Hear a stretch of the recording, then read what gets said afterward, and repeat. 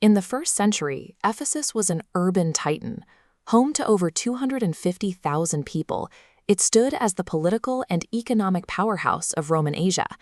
The city's wealth manifested in its infrastructure. While the elite lived in multi-story villas with heated floors, the public gathered in the Great Theater, a massive structure capable of holding nearly 25,000 spectators. This entire urban identity was anchored by the Temple of Artemis. One of the 7 wonders of the ancient world, the temple wasn't just a religious site, it was the heart of the city's tourism and a central bank for the entire region. Ephesus was the gateway of Asia, a crossroads where immense commercial wealth and deep-seated pagan occultism were inextricably linked. For a new Christian convert, this glittering environment was a minefield. Joining this sect meant stepping away from the structures that kept the city running. Early believers had no legal protections, no political allies, and no dedicated buildings for worship. To the Roman state, they were an unauthorized, suspicious mystery. The cult of Artemis dominated the marketplace. Participation in the local economy often required honoring the goddess, whose image was stamped directly onto the local currency, used for every daily transaction. Following this faith meant living a high-stakes double life within a society that viewed your existence as a spiritual and economic threat.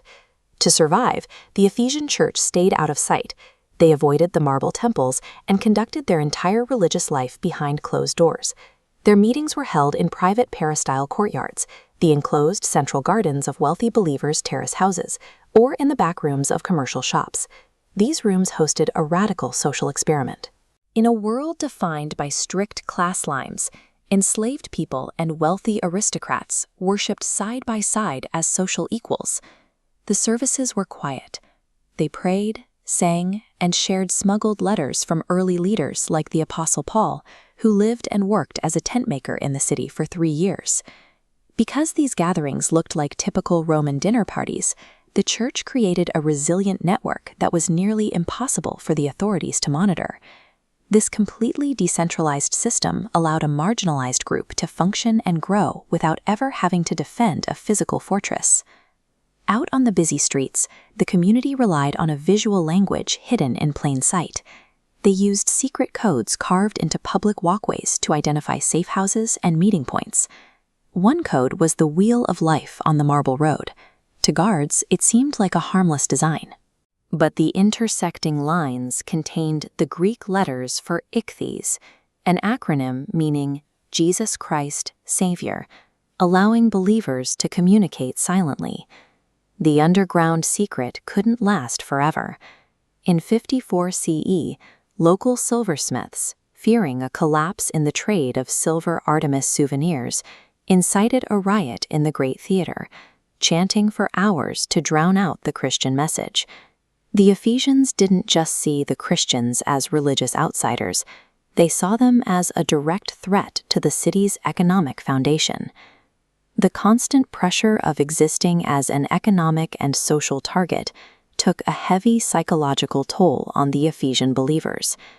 We see this trauma reflected in the legend of the 7 sleepers, youths who supposedly hid in a cave to escape the systematic, state-sponsored hunts of the Emperor Decius in the 3rd century.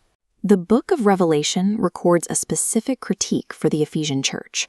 While they were praised for their endurance, they were warned for losing their first love. The effort required to survive had made the community rigid and guarded. Their survival was purchased through centuries of mental exhaustion, as they constantly pushed back against the weight of the dominant pagan culture. The tide turned in the 4th century.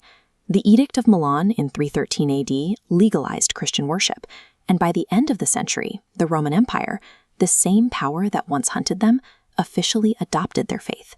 The transition was absolute.